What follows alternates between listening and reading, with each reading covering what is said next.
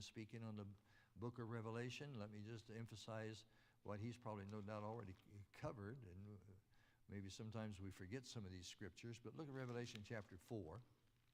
And this is the passage where we have verse number 1, where he says, come up hither, which up hither means speaking to going up to heaven. And now watch this. Verse 3. And he that sat, where was he sitting? He was sitting on the throne, because I'm going to read it to you. And he that sat was to look upon like a jasper and a sardine stone, and there was a rainbow around about the what? That's his position. And what does it make reference to about his position? In sight like unto an emerald. So you have a jasper, a sardine stone, and an emerald right there in his position. And what is the third thing that we're to build on? Precious stones. Why? Because of his position where we're going to be going and meeting him on the throne. You understand what I'm trying to get you? Gold is his person, deity. Silver is his passion, redeemed us. And precious stones is his position on the throne. And we take the judgment seat of Christ so lightly, and he's telling us how to build on that. I'm telling you, ladies and gentlemen, this is pretty powerful truth right here, but let me quickly give you this. Now, I want you to see this. I showed you in Revelation chapter 4, verse 3, and I showed you the throne.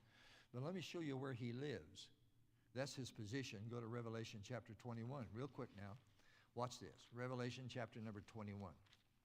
Watch carefully, because we're now talking about his position. His position's on the throne. And where's the throne? It's in the city. What's the city? It's heaven. And what then does the precious stones have to do with the city? You're about to learn right here. Watch this. Revelation chapter 21, look at verse number, let me see, I missed my place right here. Here we go. Let's go to, well, just for the fun of it, let's go to verse 15. And he that talked with me in a golden reed to measure the city and the gates thereof and the wall thereof. And the city lieth foursquare, and the length is as large as the breadth. And he measured the city with the reed, 12,000 furlongs. The length and the breadth and the height of it are equal. Now we're seeing the dimensions of heaven. And he measured the wall thereof 144 cubits, according to the measure of a man, that is of the angel. Now watch verse 18. And the building of the wall of it was a what? Jasper. And the city was pure gold, like unto clear glass. And the foundations of the wall of the city were garnished with all manner of what? Did I not read that back there about the judgment seat of Christ? So what do the precious stones refer to?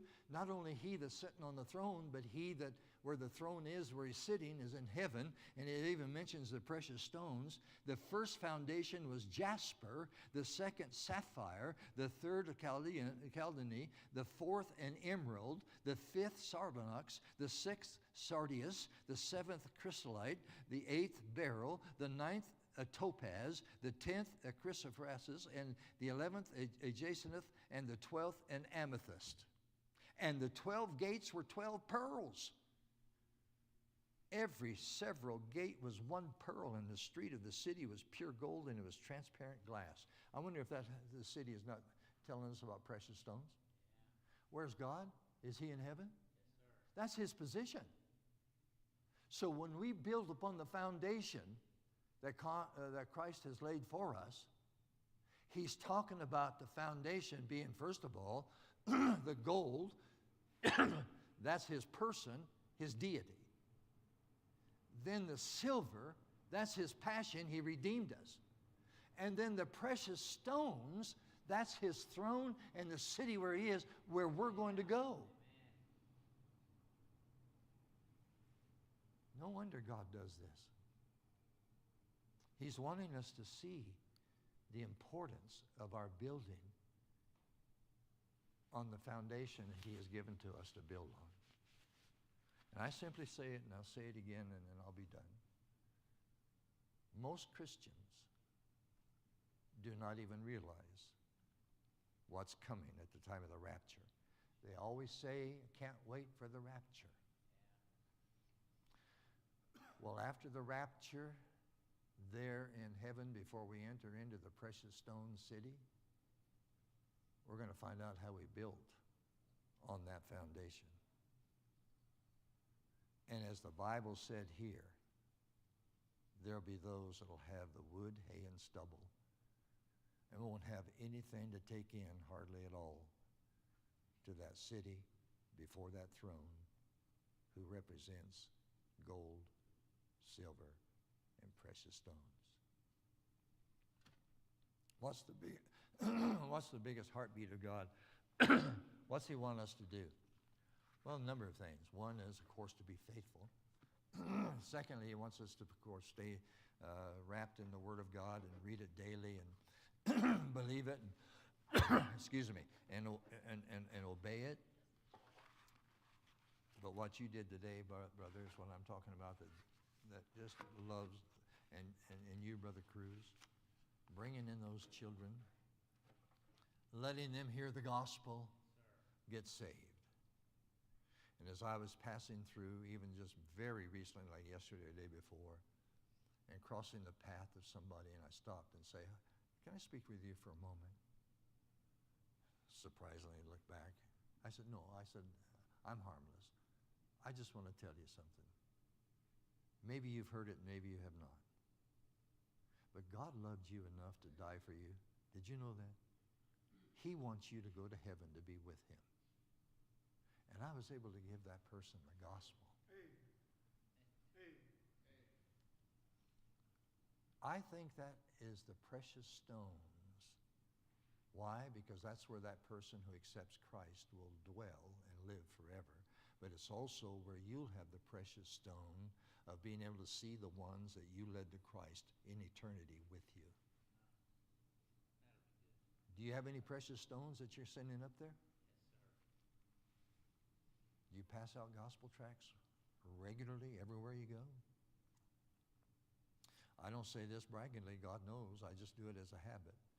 But those of you who I've had, and Brother Green has even witnessed it, bless his heart, he's taken me out to eat so much, and I want you to know, I'm available anytime. But he's taken me out, and he'll notice everywhere, anytime we go, we're always leaving gospel tracts where we are. Because we want everybody to enjoy the precious stone place called heaven. God help us. Would you pray for our church? Pray for the membership of our church, because most of them are going to have wood, hay, and stubble. Because they're not building on the foundation properly. On the person, the passion, or the position.